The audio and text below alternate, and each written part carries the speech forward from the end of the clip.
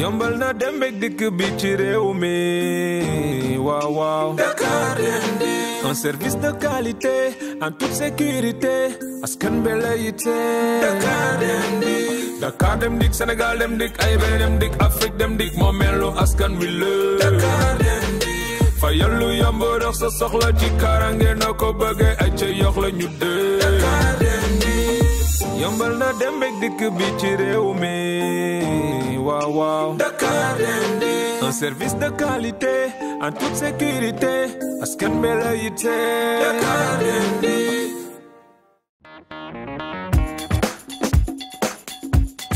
Zoom sur. asalaamaaleykum mbokk yi ñu ngi leen di dalal jàmm ci Dem Dikk TV seen web télé bi njëkk ci wàllum dem ak dikk fii ci Sénégal ñu ngi leen di jaajëfal ci ànd bi ngeen faral di ànd ak ñun tous les dimanches ci Zoom sur émission bi nga xamante ne moom nañu jagleel salarié wu Dakar Dem Dikk yi ce dimanche nag ci lañ leen di tegal rétrospective wu émission bi ngir ngeen xam naka le salarié Dakar Dem Dikk yi di yëngoo ci biir kër gi. suñu émission bii di Zoom sur nag ñu ngi ko tàmbali le dimanche 14 juin 2020 ñu dalal nag jigéen bu mën góor bu nekk foofu ci Sénégal Dem Dikk di fa agent logistique ñu koy woowee madame Kane Saloba bu ngeen taaxiloo tuuti ñu dem xooli extrait boobu nga xamante ne jëlee nañ ko ci émission boobu ñu defoon. waaw man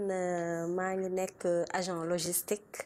fële sa Sénégal Dem Dikk terminus Liberté 5 maa ngi nekk ci benn département bu ñuy wax bureau courrier ak colis foofu laa nekk di liggéey. D'accord donc balaa ñoo ñëw ci sa liggéey carrément muy côté courrier ak colis ñu bëggoon xam un peu ce parcours biir Dakar Dem Dikk. waaw maa ngi fa nekkoon en septembre 2018 donc maa ngi nekkoon au niveau du dépôt toujours Sénégal Dem Dikk donc nekk lancement bureau lancement fa laa nekkoon stagiaire ak ay chef de section donc ñun ñoo nekkoon doon saytu bus yi nga xamante ne ñoom ñooy voyager di jóge Dakar di dem ci région yi donc ñun ñoo ko doon saytu di ko xool ba xam ndax mën na génn wala mënul génn donc xool bus bi yan jafe-jafe la am est-ce que dafa paan wala est-ce que bus bi set na gasoil yeeg yooyu xool ko saytu ko ba nga xam ne lii normal na impact na pour mun a jóge Dakar dem ci région yi après ñu convoyer ko au niveau du terminus Liberté 5 pour que mu mun a voyager en toute quiétude donc foofu laa nekkoon fa laa débuté wee donc par la suite si lañ ma jël détachement yóbbu ma bureau courrier ak colis ñuy gérer yóbbante yi nga xamante ne nit yi ñoom la ñuy yóbbante di ko jëlee Dakar di ko yóbbu ci région yi di ko jëlee aussi ci région yi di ko indi Dakar. ñun nag dañoo am méthode de travail donc déjà bu dee courrier la parce que courrier dafa am colis dafa am donc bu dee courrier la courrier moom mooy maanaam document administratif wala beneen document boo xamante ne def nañ ko ci enveloppe bien castré et tout donc courrier moom bu ñëwee nit ki moom su ñëwee indi courrier wam automatiquement dinañ xam ne lii courrier la dinañ ko tijji vérifier ko amul benn courrier boo xamante ne dina fa ñëw te duñu ko dajji pour vérifier contenu bi parce que nit mun na ñëw ne la lii courrier la fekk du courrier leneen moo nekk ci biir donc am na ñoo xamante ne dañuy indi chèque def ko ci ñun duñu jël chèque parce que dañu am ay produits interdits am ñoo xam ne dañuy indi xaalis def ko ci ñëw ne la lii courrier la looloo waral ñu koy vérifier xool ko bu baax xam ne lii lu mën a dem la ñu jël ko daal di la fixer tarif bi nga war a fay. D'accord donc man si je comprends bien yéen seeni courrier ay documents administratifs. ay documents administratifs rek la ñuy jël duñu jël chèque duñu jël xaalis. mais des fois du ngeen am ay jafe-jafe par rapport ak colis yi. waaw loolu moom mënul ñàkk jafe-jafe moom chaque jour ñu ngi koy am. chaque jour ñu ngi koy am parce que liggéey bi nekk na liggéey boo xamante ne ni stressant na trop ba pare il faut ngay demee ak sa xel tout le temps ngay demee ak sa xel di bañ a juum ci liggéey bi donc dinañ ko xool vérifier ko fixel client bi tarif bu mu war a fay donc mu dem jënd ticket bi ñëw ñu enregistré ko buñ lay enregistré nag dinañ la laaj ay filiation dinañ la laaj sa tur sa sant sa numéro de téléphone laaj la sa carte d'identité enregistré ko ki koy recevoir tamit dinañ la laaj turam santam numéro téléphone am pour ñu mun a am pour ñu mun a am benn aperçu bu dëgër xam ne kii lañ koy envoyé donc par la suite si lañ koy ranger si suñu sac courrier yi parce que am nañ ay sac yoo xamante ne si lañ koy def donc jox ko conducteur bi. Donc bu àggee à destination c'est le conducteur qui se charge de joxe kii bi wala dafa am beneen dispositif bu nekk foofu boo xamante ne ñoom ñooy chargé wu pour remettre borom colis yi wala borom courrier yi seen. conducteur bi moom bu ko yóbboo conducteur bi moom yóbbu la si am dañ koy mettre à sa disposition mu yóbbu ko parce que courrier dafa sensible d'ailleurs fi ñuy teg sax yóbbante yi bokkul ak fi ñuy teg bagage yi nga xam ne passager yi di dem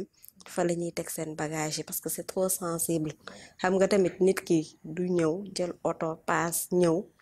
jox la yóbbante wam nga réeral ko wala nga taxal ko wala nga def si naka sa dul noonu donc dañ koy jox conducteur bi ne ko yow lii nii yow lañ ko dénk nga bàyyi ko xel donc conducteur bi su ko yóbboo su àggee da koy jox agent bi nekk en région. ci seen deuxième numéro bu seen émission ba tey Zoom sur ñu dalal monsieur Mouhamadou Rassoul Mbaye bi nga xamante ne mooy adjoint chef de division des affaires sociales bu Dakar Dem Dikk. am nañoo ak moom waxtaan bu am solo nag ndax yemul sax ci liggéeyam jot nañoo dugg ci statut juridique gu Dakar Dem Dikk am nañoo ak moom waxtaan bu am solo ñu dem xooli ko te dellu si waat. initiative service social bi nga xam ni ci jamono bi may ñëw Ousmane Sène l'actuel chef de division paie ak administration du personnel moom moo doon chef de service social. Il avait plein d'idées may soog a ñëw man it fraîchement xam nga plein d'énergie nekk un jeune moniteur bëgg nekk éclaireur bëgg yëngal. coûte que coûte parce que je sentais pas une vie à Dakar Dem Dikk. On vivait que de grève quoi. On vivait que de grève je me disais que non il nous faut une politique boo xam ni nit ñi ils vont s'y plaire au travail. Les gens dinañu sawar ñëw dugg ci entreprise bi xam nga épanouir un peu. C'était très contraignant c'était la rigueur militaire affaire carré liggéey heure wàcc heure def nga faute demande d'explication indi woo explication yu plausible sanction donc c'était un peu ça quoi ma ni bon on va essayer de contourner avec bien sûr l'acceptation du chef de service social et man dama ko doon accompagner parce que ay politique am la woon dama ko doon accompagner j'étais vraiment un de ses bras ci la ñu initier affaire yu bëri man je dirais ci la réussir une première grande activité bu ma marqué woon c'était la distribution des médailles du travail jox honneur suñu anciens yi doon waaj a dem retraite année boobu ñu ngi ko defoon Douta Seck mais en tant que jeune moniteur teeloon bëgg ay bind projet ma bindoon benn projet si je ne me trompe en 2010-2011 soumettre ko le chef de service monsieur Sène mu défendre ko malheureusement sous Salvi mujj ñu am la réalisation et c'est sous Dame Diop en 2013 la ñu gis la première colonie de vacances organisée c'était un projet que j'avais écrit Ousmane Sène défendre ko comme j'étais pas directeur je pouvais pas piloter cette activité ensuite j'ai participé en qualité de moniteur mais c'était confié à un certain monsieur Fall l'ex-directeur du stade Elimanel Fall de Diourbel qui était un professeur de Dame Diop qui était le directeur général ay arbre de Noël di am daan na am sous Salvi sous Dame Diop pour dire vrai sous Moussa Diagne mais bi mu ñëwee dafa yéegalaat niveau bi donc dafa ñëw révolutionner voilà kii yooyu yëpp première arbre de Noël par exemple ñun ñi ngi ko daan defee chaque fois ci suñu biir dépôt ci suufu hangar ba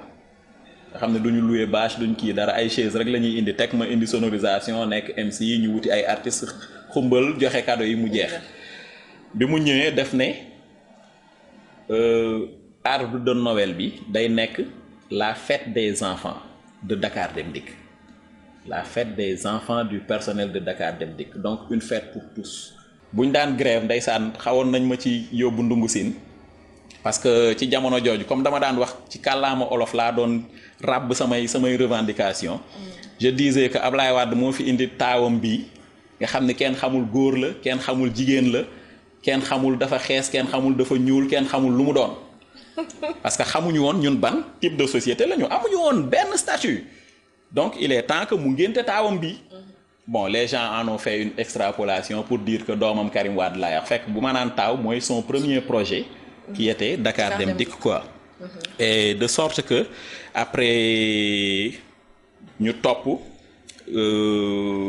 logique gu wuti statut juridique maa ngi lay wax toujours 2008 année repère la pour Dakar Dem Dikk parce que dañoo xeex ba janvier 2008 boobu bi ñuy arrêté bus yi je me rappelle une négociation nocturne la ñu am avec des représentants de l'État en son temps il y avait ay Habib Sy moo doon suñu ministre de tutelle ay Farba dans la délégation maa ngi koy gis nii ñu nekkoon salle de conférence bu Dakar Dem Dikk dañuy discuter ba 4 heures du matin lañ soog a trouver terrain d'entente mooy 30 000 yooyu ñu lonkal ñi ngi koy saisir ci kaw ci bureau Salvi boobu étage bi mi ngi woon au dépôt étage boobu nga xam ne moom la maître Moussa Diop fekk mu weng bay waaj a daanu suñu kaw après ñu wàcce ko quoi pour mën a defaraat kii jour boobu la ñu signé loolu bi ñu jugee foofu ci la état nag jël décision yóbbu affaire bi assemblée nationale yóbbu affaire bi Sénat après maître Wade soog ko promulgué en sa qualité de président de la République quoi mais c'est un peu ça la genèse bi indi kii bi indi un peu le statut juridique de Dakar Dem Dikk. ci seen troisième numéro nag ñu dalal monsieur Lamane Diop bi nga xamante ne mooy chef de sécurité dépôt bu Mermoz moom tamit am nañu ak moom waxtaan bu yaatu ci wàllum liggéeyam ci biir dépôt Mermoz mais sax ci biir dépôt Thiaroye ak yenn cigare yi ñu dem xool ko te ñëwaat. présentation boobu ak police bi ma nekkoon doon fa jouer activité nekkoon fa volleyeur donc ak policiers yi ma doon fréquenté moo dem sax ba. avant mooy nekk agent de sécurité bi Dakar Dem Dikk y a gens yi ku ma considéré comme un agent de la police par mes comportements par mes gestes par mes faits yàlla dogal nag en 2006 si lañ ma woo ma ñëw def si visite médicale au niveau du dépôt Wakam monsieur Lo moom ma woo ci laa def formation bi ma ko defee 6 mois balaa 6 mois bi si ñëw ci laay doog a intégré Dakar Dem Dikk. léegi da nga intégré Dakar Dem Dikk lan mooy sa jaar-jaar bi Dakar Dem Dikk. waaw jaar-jaar bi nag alhamdulilah rabbil alamin li naan nit moom boo nekkee ci kër da ngay seetlu da ngay xool di gis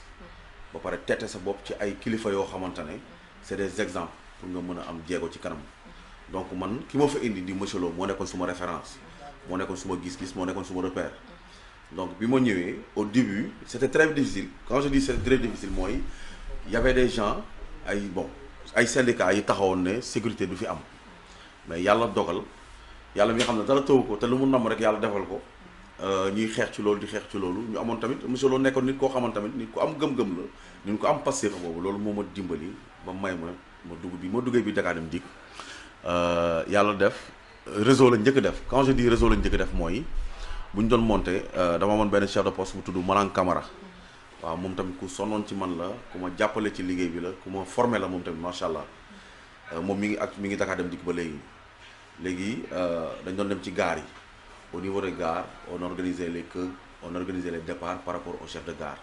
parce que d'habitude nit ñi bu ñu déggee agent de sécurité. dañuy jàpp toujours ni que ki taxaw ci porte bi di surveiller les entrées et les sorties. alors que ànd nañ ci ay éléments yoo xam ne dinañ ko teg ci kanam. ngay mu am ay postes yu bëri yoo xamante ne yéen a ngi koy occupé. lu nit ñi umpale. dëgg la ñu bëgg nag nga ñëw si parce que ñu bëri nañuy yaakaar ni. chef de sécurité bi mooy ki nekk si porte bi rek. di surveiller entrée yi ak sortie yi seen liggéey fa la yem alors que ci sama gis-gis yemul foofu. dëgg la léegi booy xool nag Dakar Dem Dikk dafa yaatu boo déggee mën a sécurité Dakar Dem Dikk dafa yaatu mooy nit ku nekk dafa am loo xamante ne bu ko indee sa magistère day am lu mu ëmbaale. waaw loolu nag dinaa ci sawar a wax ndax nit bu defee lu baax c'est bien que les gens le sachent. donc vision bi nga xam ne DG indi na ko moo indi tey jii sécurité bi nga xamante ne foo dem tey ci Sénégal ak fu mu doon danaan la sécurité Dakar Dem Dikk kon cela veut dire que dans tous les événements yi nga xam ne tey day am muy Màggal Touba muy Gàmmu Tivaouane tous les événements récemment muy amoon ni mooy enseignants yi bi leen di yóbbu da ngay gis taxawaayu sécurité bi seen professionnalisme bien vrai que dina am ay couac yoo xam dina am ci biir liggéey bi par rapport ak sécurité bi ak client bi loolu dañ ci gën a yaatal. waaw loolu moom dinañ si ñëw waaw loolu dinañ si gën a yaatal mais juste ñu comprendre que ni sécurité dafa màgg léegi dafa am benn mag buy wax ni bu fekkee ne sécurité cherul ndax insécurité valeur am lan la est-ce que dégg nga wax ji mu ne bu fekkee sécurité dafa cher kon insécurité laat la war a jar kon donc mun naa ne suñu DG loolu la comprendre moo tax bi mu ñëwee mu indaale sécurité boo xamante ne macha allah tey jii Sénégal mënoo fi tudd sécurité te doo tudd sécurité Dakar Dem Dikk léegi booy xool dépôt yi dafa am ay pàcc muy dépôt Wakam muy dépôt Thiaroye boo jógee ci dépôt Wakam dépôt Thiaroye nga dem direction générale. technique di xëtëru Dakar Dem Dikk ba tax na mënuñu ko sepp benn yoon ci suñu entreprise Omar Traoré nag moo yore lépp luy maintenance ci dépôt bu Mermoz lépp loo xamante ne mooy réparation ak visite oto bi moom moo koy gérer ba tax na waxtaan nañoo ak moom bu ngeen xaaree tuuti ñu dem jëli extrait boobu ñu jëloon ci émission am te dellu si waat. 2016 ci lañ ma nommé comme le chef de division de la maintenance ma ñëw fii war a gérer bus yi. bus yi nag bi mu ñëwaatee 2016 boobu moom commencé nañ exploiter carrément ci lañ conseil d'administration bi daal di regrouper waat ñu ne léegi nag comme bus yi ñëw na ñi ngi daw Dakar Dem Dikk dañoo soxla bus yu bëri pour mën a gën a mën a desservir biir Dakar Dem Dikk ak ci biti bi ci lañ ne dañuy relever benn parc ci Senelong yi ñu suscité waat ñu ne kat Senelong yi dafa amoon loo xamante ni gisoon nañ ko te mënuñu ko woon jox ñi nga xamante ni ñoom ñooñu joxoon bus yi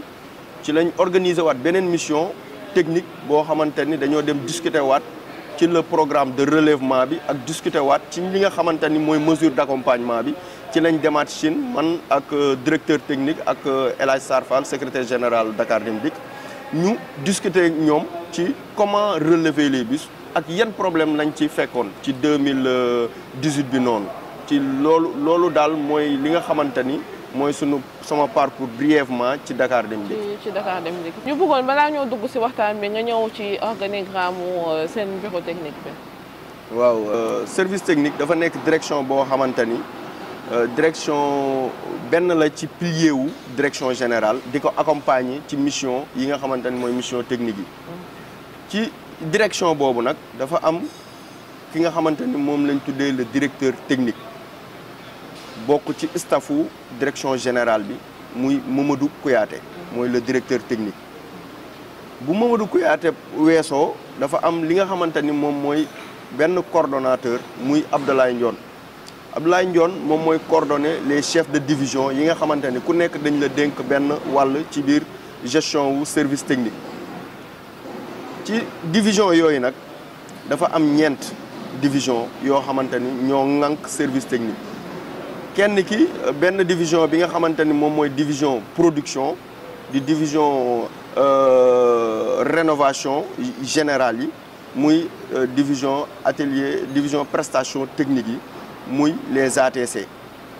foofu noonu dafa am ñaari secteur benn secteur bi dafa am ñi nga xamante ni moom mooy wàllu production bi di këru pratiquement mën nañu wax ni service technique foofu la ñuy defaree li nga xamante ni moom mooy rénovation générale moteur yi foofu la ñuy defaree section wu rénovation wu lépp li nga xamante ni mooy transmission aussi bien que boîte de vitesse automatique comme boîte de vitesse manuelle ak yenn réducteurs yi foofu mooy section transmission am nañ section boo xamante ni tamit moom foofu ñi ngi fay def li nga xamante ni mooy tout ce qui est électrique fa la ñuy rénover les démarreurs les alternateurs ak bobinage yi tout ce qui est électrique ci bus bi loo xamante ni dafa nécessité courant muy électricité foofu la ñuy defaree rénovation yi di ko rénover à neuf di ko delloo si li nga xamante ni moom mooy atelier yi dugal ko ci magasin yi toujours ci organisation boobu au niveau du bureau de la direction technique am na section bi nga xamante ni moom mooy sous-organe tout section boobu ñi ngi fay gérer lépp loo xamante ni mooy des pièces mécaniques des pièces hydrauliques ak des pièces pneumatiques lépp loo xam ne dafa constituer le bus nekk des pièces en mouvement des pièces d'usure bu durée de vie am jotee dañ koy wàcce yóbbu ko foofu ñu rénover ko à neuf am na section tamit boo xamante ni mooy section injection bu bus bi amee problème ba ñu wàcce pompe yi wala injecteurs yi yóbbu ko foofu section boobu tamit dañ koy rénover à neuf testé ko ci banc yi nekk foofu noonu remettre ko à neuf delloo ko ci magasin yi atelier yi soog ko reconduire. jot nañu nañu dem nag ba dépôt bu Mermoz am waxtaan bu am solo boo xamante ne jot nañ ko sekk ak monsieur Mbaye Kébé bi nga xamante ne moniteur en conduite la ak monsieur Christian Correa bi nga xamante ne moniteur technique la. jot nañu waxtaan ci lépp lu jëm ci formation wu conducteurs yi mais tamit ci formation technique bi ñu dem xooli élément bi te dellu si waat. waaw merci madame Ka ñun man moniteur de conduite la suñu bureau moo nekk ne ñun 3 lañu fi. comme moniteur de conduite. moniteur de conduite nag fii ci kër gi ñoom ñoo yor wàllu formation chauffeur yi. maanaam chauffeur bu bees bu fi ñëw. balaa ngaa laal kaar suñu loxo ngay jaar ñu inculquer la premièrement ay compétences yi nga war a am sur le plan pratique ak sur le plan théorique nga door a nag commencer laal suñu seen équipe mais si yan critères ngeen di donner ci yan critères ngeen di recruter fii chauffeur ngeen di accepter formation waaw fii moom balaa nga fay ñëw d'abord di nga doon chauffeur chauffeur tamit du n'importe quel chauffeur maanaam war nga am permis transport en commun. permis transport en commun boobu war na am 5 ans ak yow. maanaam permis transport en commun bi war na am ancienneté de 5 ans. boo ko amee ba pare yow war nga am au moins 35 ans. waaw ba pare doon sénégalais encore. léegi nag critères yooyu nag boo defee noonu déposé léegi nag administration bi sélectionné la ñu door la nag indi fii. fii tamit boo fi ñëwee aussi doo ñëw rek automatiquement ñu yóbbu la formation am na li ñuy wax benn phase bu ñuy wax présélection. phase boobu si la ñuy xool ndax yow chauffeur nga wala doo chauffeur. nan lañ koy xamee mooy sur le plan théorique dañuy toog ak yow poser la ay questions. si wàllu dawal. si wàllu oto mais aussi si wàllu sécurité routière. muy première phase bi foofu dan lay noter quoi. deuxième phase bi tamit dañ lay yóbbu en situation réelle maanaam sur pratique lay doon dañ lay yóbbu ci terrain bi jox la oto. parce que tamit chauffeur dafa am ay ñuy wax prérequis dafa am ay connaissances fondamentales yoo xam ne war nga ko xam. waaw man en tant que formateur technique man damay former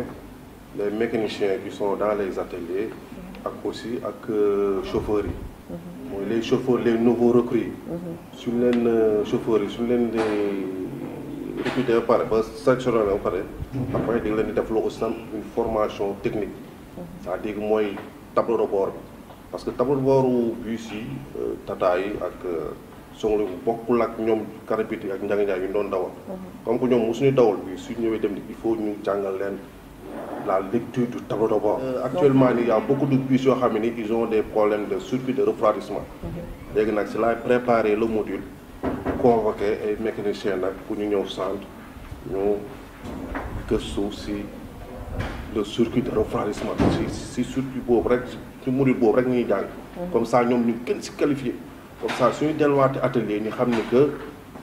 panne chauffage moteur yi ñu doon am yëpp. donc yoon bi nii ak lii la dépannage bi fii suñ fi jaaree ak fii donc panne yi dina wàññeeku. waaw bu ñu jógee ci présélection bi foofu ci la ñuy xam ñi nga xam ne apte nañ nag léegi pour subir la formation. su boobaa formation bi fii en 2 phases lañ koy defee. première phase bi théorique la deuxième phase bi pratique phase théorique bi ci la ñuy jàngale kii bi stagiaire bi conducteur bi door a ñëw. si lañ koy xamale si lañ koy xamale entreprise bi maanaam la connaissance de l'entreprise. ñu ngi leen di fàttali ni que ñu ngi seen rétrospective wu émission bii di Zoom sur toujours jotoon nañu dem nag si monsieur Talibou Badji bi nga xamante ne mooy président de l'amicale des conducteurs de Dakar Dem Dikk sekk ak moom waxtaan boo xamante ne waxtaan bu yaatu la si liggéeyam waaye tamit si liggéeyu conducteur yi di nekk Dakar Dem Dikk. su ngeen xaaree tuuti ñu dem jëli extrait boobu te dellu si waat. transport laay yëngu moom laa mus a xam donc ba tax na aussi tamit ma fonk ko it. parce que kenn ku si ne ak diplôme bu la nga xam ne yàlla moom la jagleel. donc man yàlla dafa maa jagleel sama diplôme ma am si it fierté loolu it si loolu muy conduite. donc conduite tey boo ko xoolee réew boo gis bu ne. wax ma la Sénégal mais international réew yëpp foo gis fu ne conduite transport bu fa amut dara doxatu fa parce que transport bi conducteur bi mooy yóbbu le président de la République mooy yóbbu avocat bi mooy yóbbu magistrat bi mooy yóbbu docteur bi mooy yóbbu kuy dem duggi marché donc ñun tey conducteurs yi franchement ñun dañoo am suñu métier bi métier bu rëy la daal bu noble la bu am solo bu am solo la si réew mi waxtuma laa nag réew Sénégal bu ñu nekk nii damay jël exemple si mbas bi actuellement tey fu mu toll bi nga xamee ne le président de la république dafa dem ba ñi nga xam ne dañ naan autotransport yi dañ leen di téye du ñu génn mu métti yoon trop parce que boobu aar askan gi moo taxoon mu def ko mais ñun dañoo génn les conducteurs Dakar Dem Dikk ñoo doon génn même Dakar Dem Dikk dañuy wàññi seen effectif ñeneen ñi nekk ci bureau yi yëpp dañu leen wàññi ñi dem toog mais conducteurs yi amul wàññi conducteurs yi ñoo nekk ci réseau bi ñuy liggéey nag guddi ak bëccëg parce que tey képp ki nga xam ne tey yàlla dogal na yow nga war a dem Dakar Dem Dikk mooy dem di ñëw même guddi Dakar Dem Dikk mooy dem di ñëw comme àndandoor ak les gendarmes yi nekk ci tali bi ak les forces de l'ordre muy policiers yi nekk ci tali bi. dama déedéet bii demande 2005 nga ko déposé ma ne ko mosuma déposé mu ne ma ankay sa demande la ñuy tiim nii woo nañ la. donc dañuy bëgg dans 3 jours nga ñëw. ma leen d'accord ma daal di dawal keroog lu ma daan dem bu ma ñëw Tamba di noppalu ma ñëw Koungheul di noppalu def ma ko dama ñëw directement accéléré parce que bëgg naa liggéey Dakar Dem Dikk dama dawal depuis Kidira ba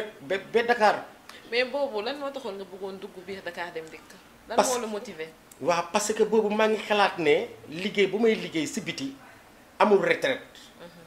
te sama soxna su feebaree maa koy faj. sama doom bu feebaree maa koy faj Dakar Dem Dikk am na. li nga xam ne moom moo lay faj parce que moo comme IPM di nga am retraite en garage gaaru ceer yi ba fa demee dañ fa fekk ay anciens chauffeurs yi nga xam ne ñu nga fa liggéey nañ ba dawalatuñu léegi dañuy toog chauffeur bu départ mu yëkkati téeméer wala 1000 francs jox la donc loolu amul mucc donc loolu moo tax ma bëgg Dakar Dem Dikk parce que lu mu bon Dakar Dem Dikk dinaa am retraite bu ma amee retraite aussi tamit dinaa am kuy liggéey mooy feebar sama njaboot bu ñu feebaree aussi tamit dinaa toll moment boo xam ne duma am xaalis mënuñu gis fu gën Dakar Dem Dikk surtout société yi bëre Dakar Dem Dikk rek mooy embauché kon ñun tey Dakar Dem Dikk pour mu nekk ay jafe-jafe du lu ñu arrangé parce que ñun xam nañu fu ñu jógee ay njagajaay lañ doon dawal ay car rapide soxna si maa lànk dootuma dawal taxi dootuma dawal car rapide dootuma dawal njagajaay xoolal lu ma mel soxna si xoolal lu ma mel dama rafet Dakar Dem Dikk moo tax ma rafet may liggéey ak samay tay bakkan kon est-ce que dinaa delluwaat di dem di liggéey ay taxi duma ko def xalaatuma ko kon ñun Dakar Dem Dikk dañ ko bëgg a téye suñu bopp les conducteurs.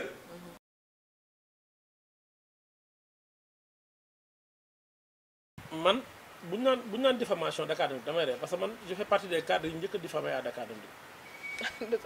maanaam que man mos nañu ma fi jiñ 16000 litres gasoil sàcc xëy un bon jour rek ni caaro yi 16000 litres gasoil manqué na fa. 16000 litres du lu ndaw de. du lu ndaw ba rajo yi di ko wax. ñu ne woon yow la. mais ñu ni man la. noo géré loolu. lu doy waar xam nga ñun dañu xëy à l'époque Sud FM moo amoon yaakaar naa Sud FM ak Walfadjri boobu maa ngi soog a marié fraîchement marié ndeysaan ma xëy rek gars yi woo ma mais monsieur Deme dégg nga li ñu dégg man leen lan la ñoo jàppal Walfadjri kenn nangu ma ko wax de jàppal Walfadjri alors ma jàpp Walfadjri dégg ñu ne wéy dépôt Thiaroye déjà la gestion est nébuleuse 16000 litres gasoil manqué na fa chef de dépôt bi moo ko sàcc. mais kan moo nekkoon ci ginnaaw loolu. les syndicalistes et monsieur Farba Senghor. mais syndicalistes yi lan moo tax ñu war la vouloir ba jële jiñ 16000 litres gasoil. très bien foofu laa jëm parce que. en tant que chef de dépôt bi ñu may nommé comme chef de dépôt Thiaroye boobu y avait un ancien bu fa nekkoon yàlla na yàlla seral yaa xam gaañu na. donc bi mu fa nekkee ñoom moom lañ bëggoon ñu nommé comme chef de dépôt Thiaroye léegi ñu nommé comme chef de dépôt Thiaroye nommé ko comme sama adjoint comme moom en fait il était de connivence ak syndicalistes yi ils ont essayé de manigancer des coups bi mu njëkkee ñëw ce qui s'est passé dañu xëy ma jot benn document xam nga man document gasoil chaque matin la ma ko doon jot bu fekkee am na dépotage bu ñëwee ma jot benn document buñ ni 20000 litres gasoil ñëw na comme on avait 2 cuves à Thiaroye ñu ne benn bi def nañ ci 4000 benn bi def nañ ci 16000 alors que c'était fictif je me suis dit le document bi ma jot xaaral ma xool ma ñëw maa jugé sama bopp kii bi jour boobu amul entrée gasoil 16000 nekku fa ma dem poste de garde leen est-ce que camion dafa ñëw ñu ne ma non non camion ñëwul ma récupéré registre poste de garde arrêté registre jox leen registre bu bees j'ai téléphoné à Shell à l'époque Shell moo ñu doon jox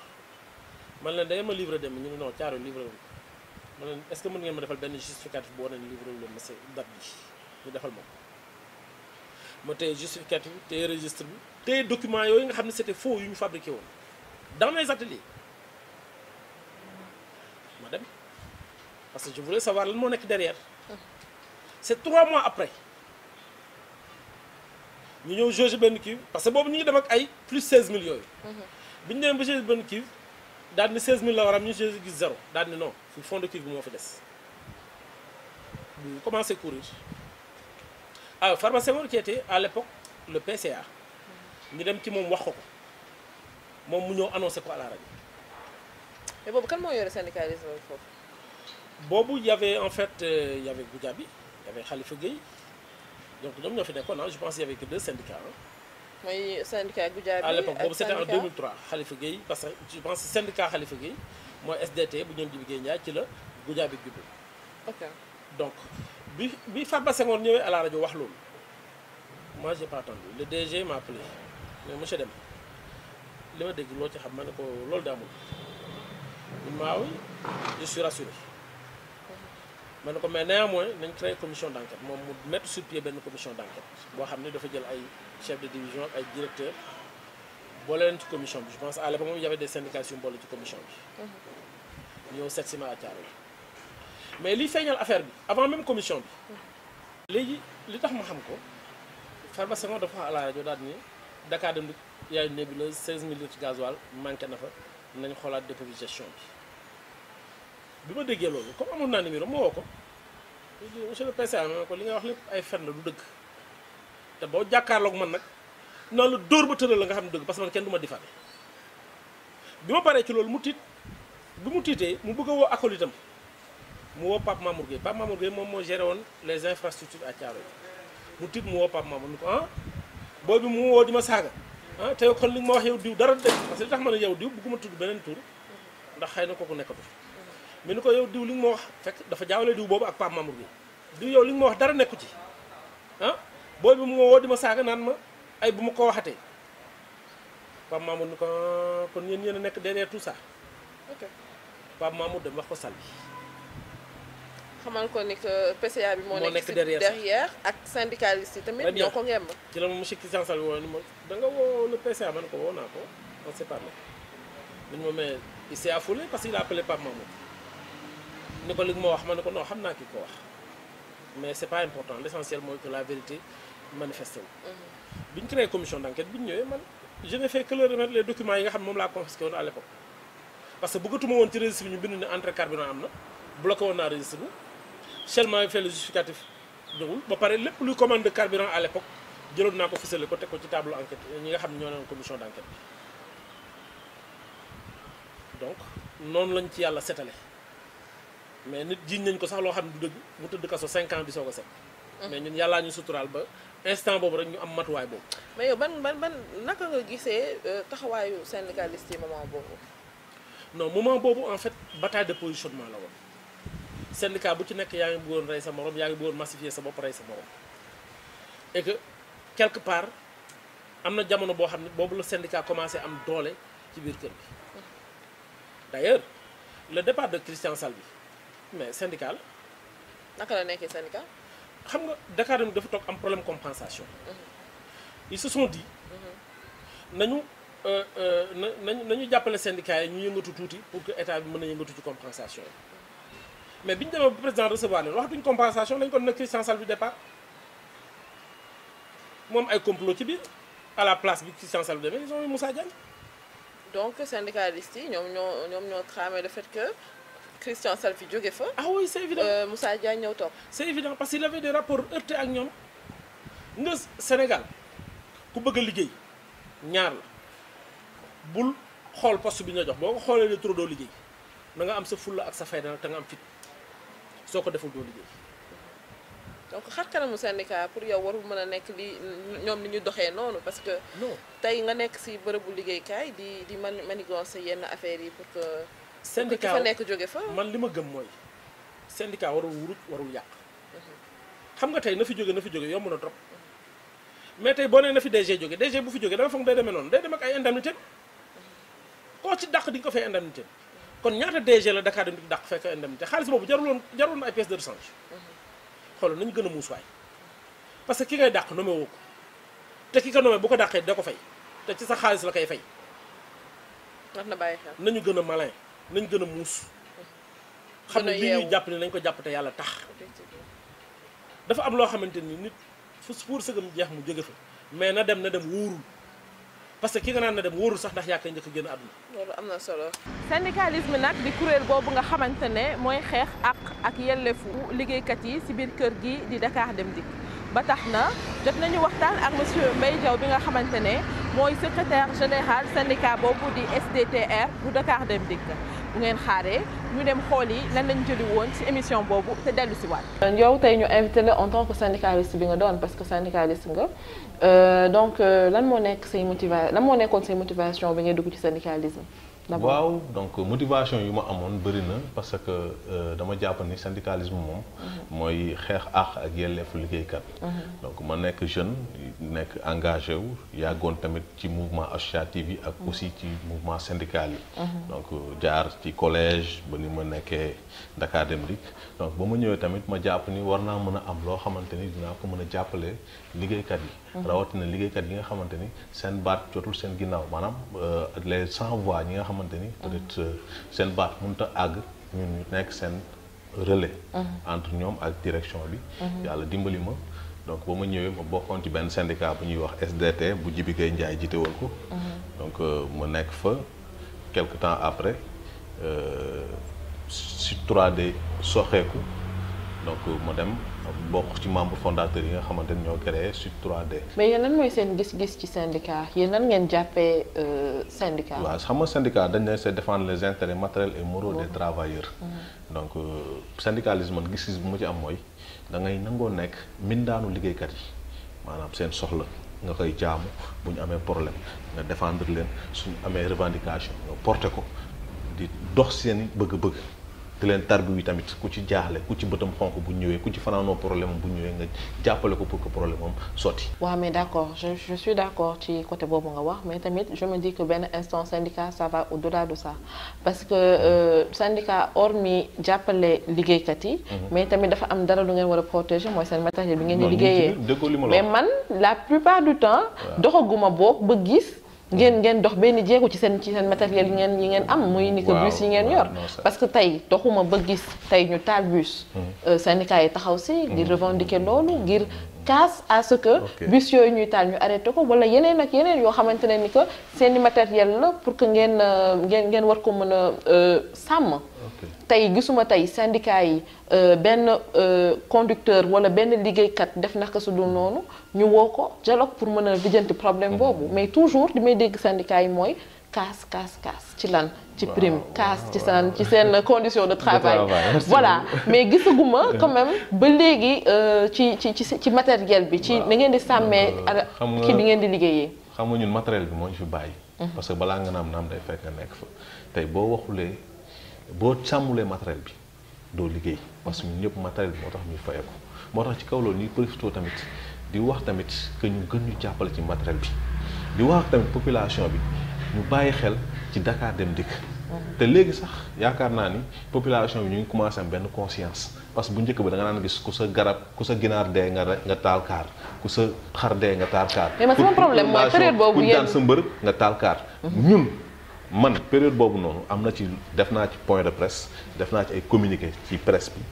génn naa ci télé yi tamit wax ni carrément nañ bàyyi lii te d'ailleurs sax amoon nañ benn caravane de sensibilisation boo xamante ni bëggoon nañ ko def mais finalement les moyens ne sont pas réunis ñun bañ créé suñu syndicat SDTR suñu première déclaration ci matériel bi la ñu wax te ba tey noppi wuñ di wax ci matériel bi. mbokk yi waxtaan nañ tamit ak monsieur El Hadj Amadou Sarr bi nga xamante ne mooy chef de division commerciale bu Dakar Dem Dikk. jot nañu waxtaan ci koom-koom googu nga xamante ne moom le service bii di service commercial di dugal ci Dakar Dem Dikk jot nañoo waxtaan ak moom tamit ci Covid bi ak conséquences yu mu am ci biir kër gi ñu dem xooli extrait boobu te ñëwaat. ñu bind defee loofu ci DSS. kon yow daal yaa ngi doon allié jàng bi ak liggéey bi. ak liggéey bi parce que tamit c'est très normal ñu am ko. bi ñu demee tamit foofu tamit leneen dina am lu reetaanlu parce que boobu Dakar Dem Dikk ak léegi différence boobu pour nga tudd Dakar Dem Dikk sa quelquefois da ngay xaw a gêné wu.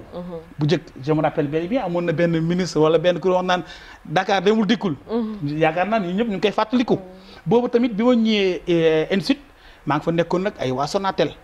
ak ñoo xam ne ñu ngi jógee ay Sensim. ak ñoo xam ne ñu ngi jógee ay yenn sociétés yoo xam peut-être bëgguma lim seen tur pour bañ def publicité. mais bu ñu doon def présentation boo dikk ne El Hadj Amadou Sarr Dakar Dem Dikk doon ree. mais n'empêche que loolu nag ñu ngi doon góorgóorlu. mais kon nag ñu sant yàlla bu baax ndax Dakar Dem Dikk léegi ku mu neex. waxuma la dem nañu mais dikk nañu waaye dem nañu ba dem Sénégal Dem Dikk. dem Afrique Dem Dikk sa yaakaar naa Europe pourquoi pas. effectivement donc nag après nag bi ma defee loolu nag bi ma nekkee tamit ak Christian Salvi en même temps tam ma nekk assistant dama doon xool remarqué noonu parce que booba service commercial amul woon. tout ce qui est activité commerciale était géré par l'exploitation. aussi division commerciale. suñu personnel mi ngi nekk 17. fukk ak juróom-ñaar. xëy na peut-être am na 2 forces de vente yoo xam ne ñu ngi nuy appuyé wu. si bureau de vente yi. donc bu ñu ko waxee mën nañu wax fukk ak juróom-ñeent. sa boo xoolee fa tamit taux de parité bi xaw na ko respecté. parce que jigéen yi nga xam noo nekk si division commerciale tourne autour de 42,5%. donc am nañ fi donc vraiment jigéen ñoo xam macha allah ñu ngi leen nuyu au passage. par rapport ak mbas mi yëg nañ ko loolu moom dañ koy wax. ñun au niveau de la direction commerciale. marketing yëg nañ ko dama lay jox benn firnde rek. firnde bi rek soo ko xoolee dina la wax lépp dama def benn njàngat ci mois de janvier ba juin 2019 parce que ñun tamit lépp lu ñuy dox dañ koy def ci chiffre teg ko mu leer. ci janvier ba juin 2019 mooy at mi passé ci diggante boobu rek. jot na noo réaliser 1 milliard. 148 millions 042 092 035 francs donc si diggante janvier ba juin 2019 direction commerciale jot na dugal si keesu Gafag ak Dakar Dem Dikk 1 milliard 148 millions 092 035. ci 6 mois. ci 6 mois yi ñu comparé ko 6 mois yii nga xam ñetti mois mbas yi da see dugg. direction commerciale mi ngi dugal 620 millions. 871 603 francs. soit benn gap de 545 millions. kon donc ñun moo taxit ñun ak suñu directeur général directeur ñu ngi jéem a xool. nan lay mën a def pour loolu parce que tamit sinon dafay am impact ci suñu budget. parce que ma jox la benn exemple bu ndaw mois de mars avant mbas mi am parce que le 15 lañ commencé. mais fekk na abonnement yi jàll nit ñi abonné leen ba pare. nit ñi jënd seen abonnement ba pare. mois boobu rek def nañu 100 millions 100 millions 9000 francs ci abonnement kese mais mois bi stop mbas mi dugg ci xam nga ñaata nañ def 9 millions donc nu jógee 100 millions ba dem 9 millions mois bi stoppaat ñu def 13 millions bii stop nii nag moo xaw a tane ñu ngi ci 16 millions mais quand même baaxul parce que ci sunu prévision foofu nu waroon am 16 millions on devait avoir impérativement 130 millions am na tamit impact ci location yi parce que boo seetee ñun ñi nga xam ne ñi ñooy jël suñu bus yi di ko louer mu nekk ay école yu bare mais bi mbas amee ñu tëj école yi mënutul ñëwati maanaam bu nu amoon ñi doon louer suñu bus amoon convention bu nekkoon par exemple 100 mën nañ wax bi mbas mi ñëwee 99 yi 98 yi ñoom toog nañu parce que boo seetee ci transport personnel barewul ñu ci am juste rek ñaari client wala ñett nañ ci am mais ñi des ñëpp ay école nañu sa ñëpp xam nañ tamit nag soo jàngiwul nag doo jël bus sa boo jël bus tamit kenn du la mën a facturer ngay fay. toujours dans la rétrospective jot nañu sekk waxtaan ak monsieur Mouhamadou Lamine Seck bi nga xamante ne mooy directeur de l'unité de gestion bu transport express AIBD ñu gën ko xamee ci AIBD Dem Dikk bu ngeen taaxirloo ñu dem xooli extrait bi te dellu si waat ci suñu plateau. point de vue aptitude là dama naan nekkul li nga xamante ni lu bees la wala li nga xamante ni gan la si ñun ndaxte si j'ose le dire doon na li nga xamante ni tamit c'est notre domaine de prédilection ou bien le domaine où aujourd'hui tey ñu ngi si gën a exceller surtout dans le domaine du transport et de la logistique plus précisément en tant que aussi intervenant en ce sens si dans le domaine de la logistique du transport dans toutes ses facettes. Aujourd'hui ñu ngi siy échanger sur pas mal d'acteurs ou bien d'institutions donc doonul li nga xamante ni am na nouveauté ci côté boobu. Donc pour me résumer nouveauté bi fi mu ñëwee dëgg moom mooy la mobilité bi nga xamante ni jot na am au sein de Dakar Dem Dikk sur la mobilité interne mais gisuma ci grand changement si ce n'est nga ñëw jéem a appliquer mettre à exécution li nga xamante ni boobu ba tey peut-être xamoon nga ko wala boog yaa ngi koy échanger ak ñeneen donc c'est l'occasion vraiment nga gën ko faire valoir donc tey jii ni loolu moo doon la différence entre autres. D'accord donc suñu duggee carrément ci waxtaan bi je vais parler plutôt de l'AIBD Dem Dikk AIBD emplacement moom parce que fu mu nekk gis nañ ni que dafa nekk ci benn espace boo xamante ne mun naa ne ni que nit ñi ñemewuñ ko woon avant parce que insécurité bi fa amoon donc ñu jël AIBD dem yóbbu ko fa pour mu nekk point de départ pour relier l'AIBD plutôt l'aéroport international Blaise Diagne ma bëggoon xam espace boobu naka ngeen def ba ne foofu ngeen emplacer peut-être point de départ pour vers l'AIBD. Bon côté sécuritaire quoi. Côté sécurité.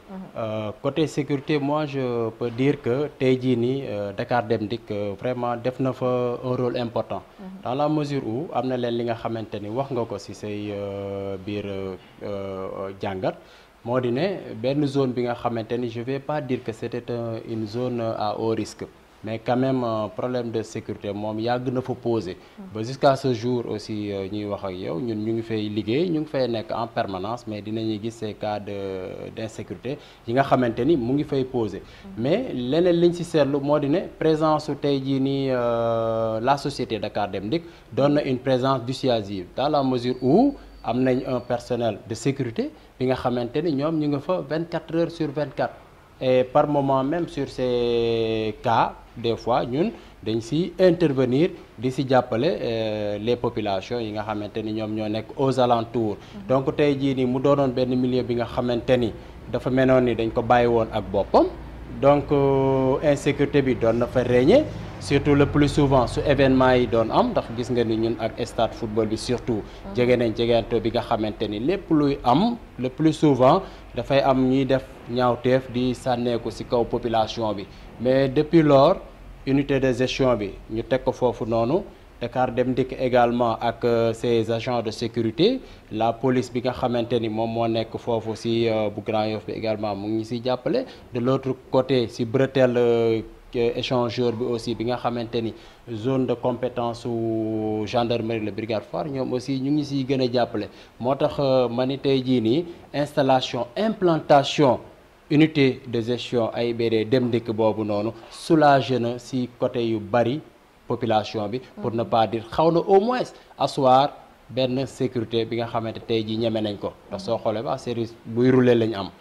du taxaw ce qui veut dire constamment nit ñi ñu ngi fay ñëw constamment aussi dinañ am ay arrivé di génnaat te loolu noonu dafay laaj nit ki amaale kaaraange te kaaraange boobu noonu mun naa ne Dakar Dem Dikk à travers ses agents am nañ ko police aussi dinay def lu mu war gendarmerie aussi également pareil ndaxte zone bi nga xamante ni c'est divisé et la gendarmerie et en même temps la police également loolu noonu suñ koy am à travers ñoom dañuy ñëw ñu jàppale ñu bu baax a baax a baax a baax a baax a baax ci liggéey bi te am na ci leen li nga xamante ni comme ni ma la ko waxee rek c'est d'abord dissuasif donc dissuasion boobu noonu tant que mu ngi am rek mun naa ne nit ñi moom duñ ci jéem a jege et côté boobu aussi gërëm nañ leen ci bu baax a baax ndaxte ñu ngi ciy def benn liggéey bu mucc ayib tey mun naa ne su fekkee ne ñun ñu ngi liggéey en toute quiétude en toute tranquillité ñoom également joué nañ ci un très grand rôle te jusqu'à ce jour aussi sant yàlla ah événement yi saa buy demee noonu rek ça va tranquille y a pas de problème. ok donc suñu mënee dem ci système de réservation bi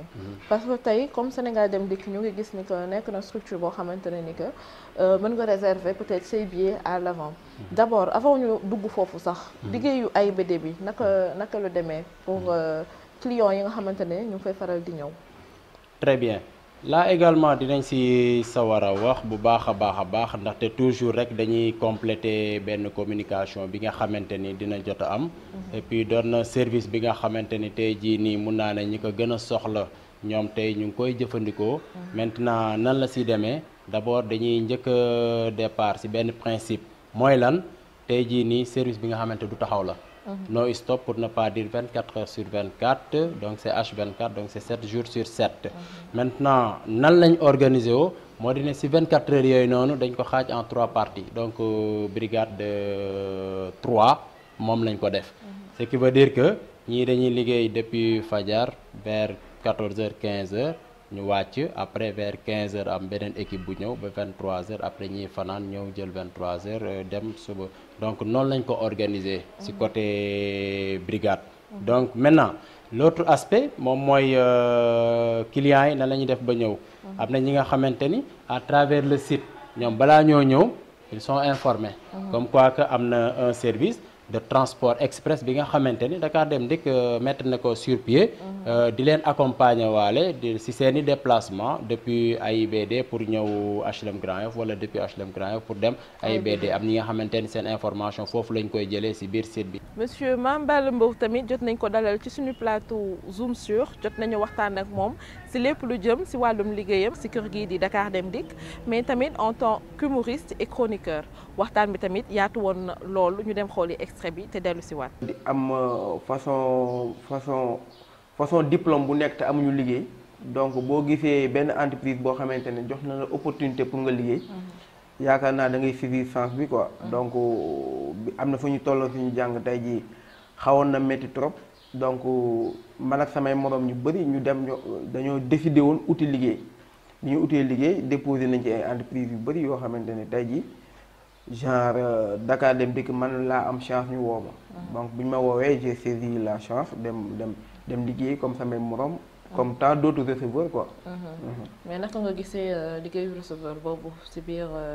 Dakar Dem Dikk naka ngay dundee liggéey bi kañ nga fi dugg d'abord. bu pare naka ngay dundee liggéey boobu liggéey receveur bi ngay exercer biir Dakar Dem Dikk. waaw déjà fii dugg naa fi il y a de cela 3 ans. bi mooy sama 3e année ma fiy def. donc ni ma ko gisee mooy recruter nañu. bi ñuy recruter defal nañu formation boo xamante ni ça a duré 2 mois. def nañu suñu examen de passage bi ñu defee suñu examen de passage am na ñoo xamante ne tey réussir nañ ko mooy ñëw ci réseau bi liggéey. am ñoo xamante ni réussir nañ ko ñu recalé leen. defaatal leen examen donc ñun man ci laa am chance réussir examen yi continuer def sama liggéey. ci biir kër gi bon je me sens à l'aise maa ngi def sama liggéey convenablement comme tout professionnel de Dakar Dem Dikk. donc c'est ça. mais lan mooy sa état d'esprit vu que na nga def jàng ba am say diplôme heure bi xëy na mu waroon la fekk fu romb. liggéeyu receveur donc lan mooy sa état d'esprit ci le fait que nga jàng ba am yenn diplôme yi bu paree nga ñëw nekk receveur biir Dakar Dem Dikk ndax posé wu la problème wala ndax amul beneen gis-gis boo ci am. non man moom awma ci beneen gis-gis quoi man sama gis-gis lépp dans la vie mooy y a pas de sot métier. te liggéeyu receveur liggéey bu noble la. maanaam nga toj foofu doon tey. Je suis dans mon travail damay bëgg boo jëndee ticket rek nga avancer. après même bu ñu jël contact après on parle par Messenger wala WhatsApp yooyu noonu. mais bon sénégalais moo mënul def différence. la part des choses moo mënul def la part des choses. moom pour moom Mame Balla comédien la bu ko fekkee ci bis bi comédien la bu ko fekkee ci liggéeyam comédien la. donc man li ma jàpp mooy tey jii bon xaw na méttiwul parce que mooy li may wax rek. à travers ça mën nga wax sénégalais yi ne surtout lu mu rëy lu la sénégalais xam. waroo ñàkk métier. war nga chaque jour di am ci loo jàpp di liggéey parce que man loolu laa gëm. man li ma gars yi jàppee peut-être pour ma génnee fii nit woo ma photo man. mais lu mu waree def sama liggéey dama koy def convenablement. bañ naa ko ba biir service mi même su ma bëggee kaas sax du ma bëgg kaas parce que damay bañ ñi ñu jàpp ne. dama xaw a yëg sama bopp wala quelque chose comme ça moo tax damay bëgg chaque jour sama liggéey su ma ko waree def ma def ko su ma amee fu may dem comme tout agent ma bind sama permission ne leen dafa am fu ma war a dem. ñoom tamit ñu accordel ma ko. ma dem def leen. mais laataa ñu yegg foofu naka la nit ñi gisee sa succès bu pare ngay liggéeyee biir Dakar Dem Dikk nekk fu receveur parce que des fois comme ni nga ko waxee woon sànq rek ay préjugés day am. mais tamit ci sa entourage naka nga ko dundee. waaw xam nga tey jii am na ñoo xamante ni tey même am naa benn conseil xam nga la ma wax ne ma yow fi nga war a àgg def nga fa même àgg parce que dafa am yoo xamante ne waratoo ko nangu. Après on a expliqué sur ça man je lui ai expliqué ne tey ñaata tey humoriste ñoo dem ba seen fin de carrière ñu leen di ketal. pour ay soins wala affaire yooyu. man tey succès lu mu rëy dama koy canaliser dama xam ne fii la xewee leneen li lii la leneen li c'est ma vie parce que tey fi may gagner sama salaire yombul ci dëkk bi. loo xamante ne chaque mois ñu versé la nga faj sa soxla. yombul surtout salaire ak avantage. voilà xam nga loolu yombul. léegi de ce fait tey am na ñoo xamante ne tey dañu jàpp ne tey ci humour bi laa war a gën a. focaliser wu appesantir. Zoom sur nag toujours di émission bi nga xamante ne moom lañ jagleel bépp salarié bu Dakar Dem Dikk amuñu ci xaaj ak seen ba tax na jàkkaarloo nañ ak monsieur Pape Samba Thiam bi nga xamante ne mooy responsable cellule passation des marchés publics bu Dakar Dem Dikk ñu dem xooli extrait wam dellu si waat. Le travail de responsable de la cellule de passation des marchés comme son nom l'indique xam nga marché public dafa nekk loo xam ni. bees na beesul c'est-à-dire que auparavant avant ñuy wax marché public les entreprises ñu ngi doon def seen acquisition mais à un moment donné en 2005 il y a eu une réforme de l'UEMOA dans un souci d'harmoniser les procédures d'acquisition UEMOA dafa def ay directives ñaari directives la jël benn bi implanté dans les pays membres ce qu'on appelle une autorité de régulation des marchés publics muy ARMP si ñun beneen directive bi mooy teg lu ñu naan code des marchés publics pour harmoniser ko loolu tous les pays membres de l'UEMOA ñoo ko bokk donc directive yooyu noonu la dëkk bu nekk transposé def ko loi def ko code implanté tam ARMP pour harmoniser les procédures d'acquisition. Maintenant kan moo bokk ci procédure d'acquisition kan moo bokk ci kii ba mooy toutes les sociétés nationales bon am na ñu génn mais de façon succincte on peut dire que toutes les sociétés nationales rentrent dans le champ d'application du code des marchés publics. Maintenant cela consiste à quoi? C'est-à-dire que les États bu ñuy jënd mënuñoo ñëw rek ni madame Ka mooy jaay nangam ñu dem directement ñu jënd ci madame Ka. État dafay bëgg muy am concurrence. État waral appel d'offre yi. muy waral appel d'offre yi état day bëgg mu am concurrence état day bëgg tamit mu am transparence état day am tamit bëgg ñu mesurer parce que c'est l'économie en fait ñu koy mesurer. léegi loolu mooy waral Dakar Dem Dikk kon c'est nous Dakar Dem Dikk suy jënd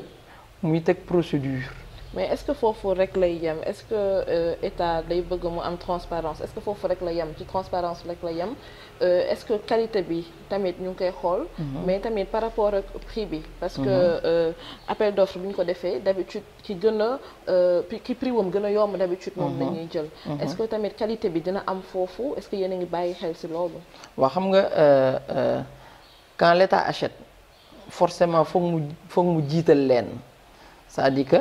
foog mu jëndee ci njëg bi gën a baax foog mu jënd tamit loo xam ni qualité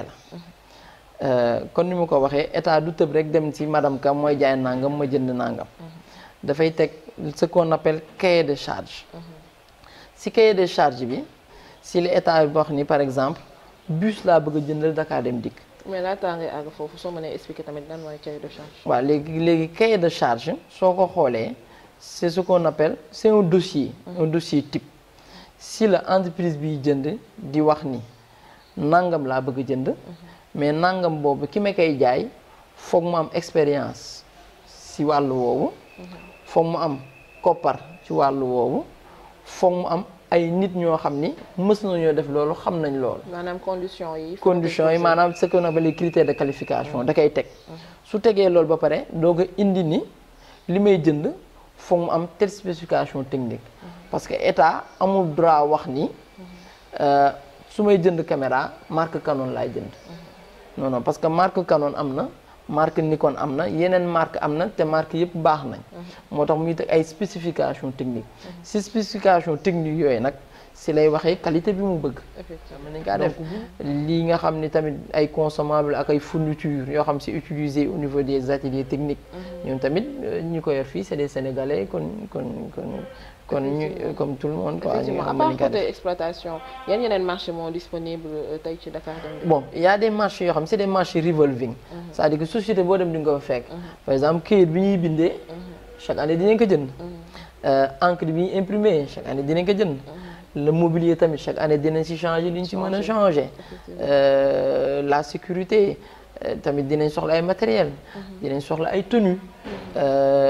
ay assurance des autobus. yooyu yëpp c'est des marchés yoo xam chaque année. dañ koy renouveler dañ koy. tey marché yooyu dina disponible ci journaux yi et que c'est ouvert. Effectivement parce que c'est une obligation appel d'offres. da ngay def abus par force. D'accord ça c'est une obligation. D'accord léegi bu ngeen defee appel d'offres ba ngeen sélectionner quelques nit yoo xamante ne ils sont aptes.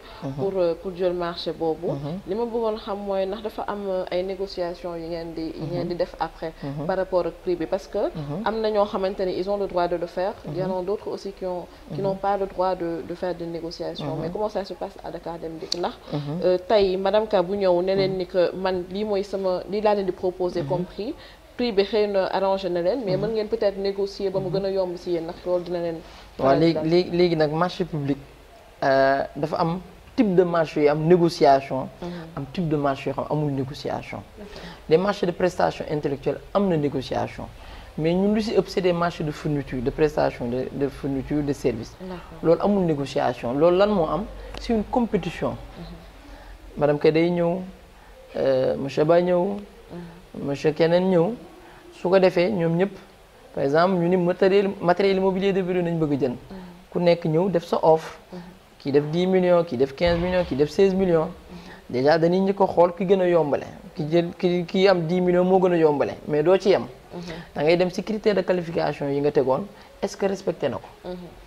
surtout par rapport à la qualité qu'il propose. Exactement critères yooyu ba xam respecté na ko ba xam tamit spécification technique yi ni tëral moom tamit ba xam yooyu la indi bu ko dajalee yépp nag si nga koy doog a jël donc foofu amul négociation du mën a am négociation tamit parce que marché public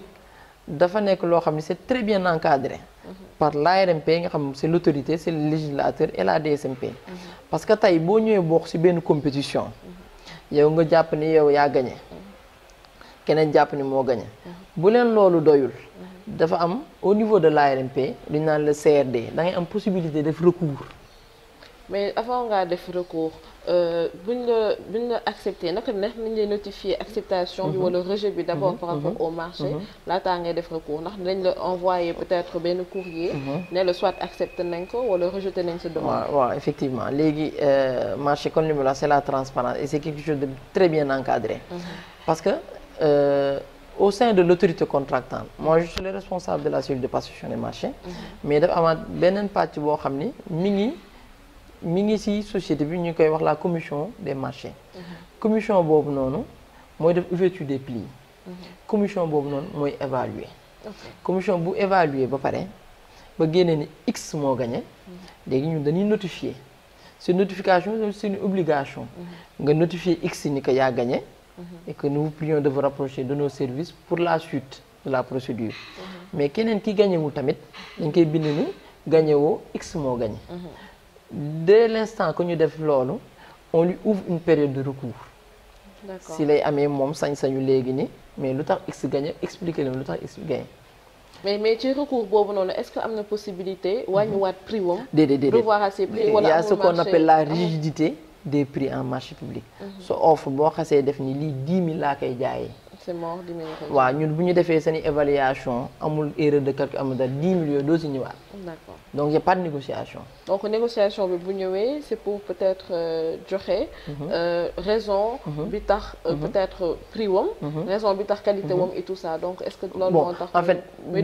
du am négociation mais on peut xam naa li nga bëgg a wax c'est-à-dire que on peut comprendre que ni le fait que mu indi recours ils veulent qu'on l'explique. bon mën naa am une négociation mais c'est pas une négociation mais nous on est tenu de l'expliquer ni ko diw moo gagné ndax lii ak lii ak lii léegi loolu ñu ko wax bu ko doyulee si lay dem CRD parce que le recours maintenant c'est à 2 niveaux première pàcc boobu noonu c'est le recours gracieux day ñëw ni expliquer leen mu ñu expliquer ko su ko doyee mu dem su ko doyul mu dem deuxième étape de recours maanaam le recours contentieux si lay demee CRD loolu nag si marché yëpp la am moo xam ni ouvert la moo xam ni fermé la parce que marché comme j'ai dit c'est la transparence et que c'est quelque chose de très encadré. d'accord donc naka ngeen def ba exécuter seen marché bi kooku bu xasee tey ba xam ni que moom nañu jël ngir mu dawal marché wam naka ngeen def ndax dafa am benn temps bu ngeen di jël avant que muy commencer marché wam ndax dafa am temps bu ngeen koy jox pour mu exécuter marché wam comment ça se passe et vous en interne comment faites-vous pour exécuter marché boobu léegi bon xam naa cours marché nañuy def rek benn yoon je voulais pas dire cours marché mais voilà cours marché nañuy def bon léegi nit ñi mën a comprendre tey bu ñu jógee dem Dakar effectivement léegi la procédure c'est très encadré xam nga dafa am lancement mooy avis bi ngay def sur le journal ak sa dossier d'appel d'offres bi nga xam ne defar nga ko et que ça a été validé par la DSMP DSMP mooy valider dossier bi teg mi ngi koy valider parce que moom day xool ba xam yow jéemoo favoriser kii xañ kii donc yow man su ma defee sama dossier ba pare bu Dakar Dem Dikk defee dossier ba pare da koy yóbbu DSMP DSMP xool dossier bi xool ba xam lésé wuñu kenn mu doog a valider su ko valider yow nga doog a def sa lancement sur un journal soo defee sa lancement sur un journal nit ñi ñëw jënd dossier bi les soumissionnaires bu ñuy jëndee dossier bi dem dire 1 mois 15 jours 45 jours ça dépend type de marché bi doog a ñëw nga procéder à ce qu'on appelle ouverture des plis cette séance est publique waa ji day ñëw toog ak pileem keneen ñëw toog ak pileem ñu jox président commission des marchés ñu ibbi enveloppe bi li si nekk yëpp dañ koy wax à haute voix ñoom ñu noté ñun bu ñu paree tamit on établit un PV d'ouverture des plis jox ko ku nekk nga signé téye léegi ñu dem ñu am 15 jours pour évaluer suñu évaluer ba pare tamit dañuy jël document yëpp yóbbuwaat ko DSMP mu xool ba xam évaluation bi jaar na yoon su jaaree yoon mu valider su valider nga defaat beneen avis sur journal bi wax marché sangam diwa ko gañe. jot nañu waxtaan ak contrôleur yi ku si mel ni monsieur Mamadou Djigo bi nga xamante ne mooy chef de bureau contrôle et fraude bu kër gii di Dakar Dem Dikk jot nañu waxtaan ak moom waxtaan bu am solo te yaatu ñu dem xooli ko te ñëwaat. ba 2005. ba ma nekkee 2005 on a coopté des contrôleurs pour ñu coopté ma comme contrôleur jusqu'en 2011. 2011 ma nekk chef de brigade ma def concours chef de brigade. ma nekk chef de brigade bon en 2017 je suis devenu le chef du bureau contrôle fraude. Présentement il y a 3 chefs de bureau. Mais chef de bureau yi il y a le bureau contrôle urbain. Le contrôle banlieue et le contrôle interurbain. Donc man j'occupe l'un des bureaux de contrôle fraude boo xam ne mooy saytu lépp luy dem ci fraude ci wàllu urbain. wàllum réseau urbain bi donc laataa ñu. ba ñu délégué la ci biir réseau bi. nga war a joxe une bonne information la vraie information et à l'heure au moment qu'il faut. soo ñëwee aussi fekk coow bi da ngay xool kan moo tooñ. ki tooñ nga xamal ko yow yaa tooñ. ki nekkul ci dëgg nga xamal ko yaa nekkul ci dëgg. mais amul kenn kuñ ci faral. duñu parce que ñun tëdd njaaxaanaay mooy suñu rôle neutralité moo ñu war parce que nous ne sommes pas des juges mais quand même c'est nous qui jugeons les choses qui se passent dans le bus. qui se passe dans le bus laataa ko muy àgg ci beneen degré bi donc naka ngeen di defee seen rapport journalier yi. bon rapport yi dafa am comme ni ma la waxee dafa am loo xam ne dañ koy liggéey d'abord au niveau du bureau. mooy conception programme yi ñuy def. dañu concevoir des programmes. ñu jox ko les chefs de brigade. les chefs de brigade ñoom ñu jox ko seen équipe. ñoom ñëpp ñooy pointé le matin ak le soir suñu pointé ñu jox leen seen ce qu'on appelle des comptes rendus. des comptes rendus d'exploitation ñoom ñooy dugg ci car yi car boo dugg. moment bi nga dugg ci car bi da nga koy noté soo duggee ci car bi heure bi nga ci dugg da nga koy noté nombre d'usagers yi nga fa fekk da nga koy noté problème yi nga fa fekk ci biir car bi su dee à signaler da nga koy signaler soo wàccee aussi. mais loolu vous le faites en fin de journée. non da nga koy def ci tàng bi nga koy def. d'accord donc soo dugg ci car arrêt boo taxaw suñu la orienté ci fi nga war a dem parce que chef de brigade bi moo lay wax fii nga war a dem ban côté nga war a dem parce que sinon day am télescopage contrôlé aussi dañ leen di organiser ku ci nekk ni ñu ne receveur bi jëlal ligne 12 ligne 2 ligne nangam ku ci nekk aussi noonu lay jox sa programme yow ak sa coéquipier su ngeen demee dañ leen jox benn feuille de route comme ni ñu joxee feuille de route receveur mais fii c'est un compte rendu d'exploitation au-delà de bus yi ngay jël heure yi nga dugg ci biir bus yi temps bi nga def ci biir bus bi client usager yi nga fekk ci bus bi problème bi nga fekk ci biir bus bi muy ticket contrôle receveur bu am non usager bu amul ticket da ngay wax ban façon ban cas de fraude nga fa fekk. cas de fraude bi lan la bi mu amee nan nga ci def bi fu mu mujjee. fan nga wàcc. à la minute bi nga tegee sa tànk ci suuf da nga war a wax heure bi nangam laa wàcc wala commissariat laa mujjee ak moom wala receveur bi laa fekk mu jaay ticket ni rapport bi laa def wala chauffeur bi laa fekk nii mu def li rapport boobu nga bind ko ci maintenant compte rendu yooyu seen chef de brigade nga koy jox le lendemain. soo ko joxee le lendemain moom mu xool mise à jour yi ndax respecté nga orientation yi ñu la joxoon. ndax li nga def wàcc nga heure ndax liggéey bi ñu la santoon def nga ko. su ko defee moom tamit mu def rapport am indil ma ko su ma ko indilee man tamit ma saytu. xool ndax les grandes lignes bi ma tracé woon. ndax ñu ngi ci ba léegi wala benn bi ma feuille de route bi ma leen joxoon depuis le début ndax respecté nañ ko la. seen saison 1 bu seen émission Zoom sur nag fii lay yem tey lañ leen tegloon rétrospective bi fàttali leen ay moments forts yi nga xamante ne moo jot a jaar ci émission bi. ñu ngi remercier nag képp koo xamante ne mooy invité bu nangoo ñëw toog suñu plateau ngir waxtaan ak ñun ci ay waxtaan yu yaatu. ñu ngi leen di fàttali nag ni ko Zoom sur mooy émission bi nga xamante ne moom la ñu jagleel bépp salarié bu Dakar Dem Dikk mag ba ndaw amuñ ci xaaj ak seen. képp ki nga xamante ne yaa ngi yeewoo di xëy see kër gi di Dakar Dem Dikk ñun équipe bu Zoom sur ubbil nañ la suñu ay bunt. Nous remercions tous nos partenaires mais également internautes yi nga xamante ne ñoo ñuy suivre tous les dimanches ci seen web télé bi di Dem Dikk TV di suivre seen émission Zoom sur. ñu ngi remercier tamit bépp salarié bu Dakar Dem Dikk bi ñu daan suivre wala ñi nga xamante ne toujours ñooy doon ñëw di toog ci suñu plateau. ñu ngi remercier également toute l'équipe technique bi nga xamante ne ñoo ñu accompagné woon ci émission bi ba liggéey bi yànj ñu ngi remercier le réalisateur le caméraman le monteur preneur de son la directrice des programmes mais également suñu conducteur monsieur Ablaye Gaïdo ñu ngi remercier tout le monde te di leen di jox dig daje très prochainement ci saison 2 bu seen émission Zoom sur à très bientôt. Zoom sur.